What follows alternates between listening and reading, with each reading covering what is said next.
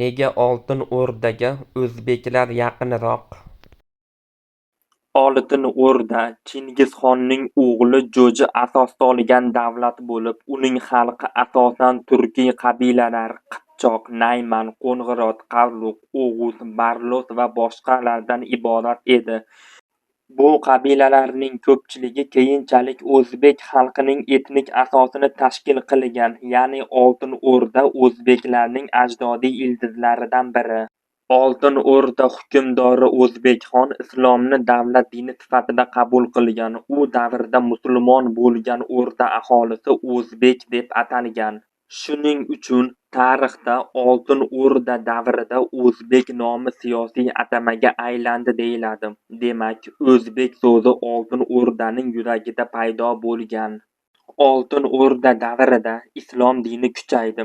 Bu jarayon Buxoro, Samarqand, Xorazm kabi markazlardan kirib borgan, ya'ni Movarounnahr bilan Oltin O'rda o'rtasida madaniy va diniy aloqalar juda kuchli bo'lgan. Ko'plab olimlar, shoirlar, hatto imomlar O'rda saroyida xizmat qilgan. Amir Temur o'z yurishlarida Oltin O'rda bilan bir necha bor to'qnashgan, ammo u o'rda hududini yaxshi bilgan. U yerdan chiqqan qabilalar Temurning qo'shinida ham ko'p bo'lgan.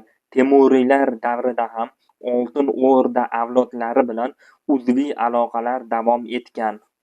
Natijada keyinchalik Shayboniylar davlati Oltin O'rdaning davomchisi sifatida O'zbekiston hududida tiklangan. Oltin O'rda tili Qipchoq, Chig'atoy tili aralashmasi bo'lgan. Bu til keyinchalik eski o'zbek tiliga asos bo'ldi. Shu sababli Oltin O'rda yozma tili va o'zbek tili o'rtasida to'g'ridan-to'g'ri meros bog'liqligi bor. Oltin O'rda bu nafaqat Chingiziylar davlati, balki o'zbek millatining siyosiy va madaniy shakllanishida markaziy o'rin tutgan imperiya edi.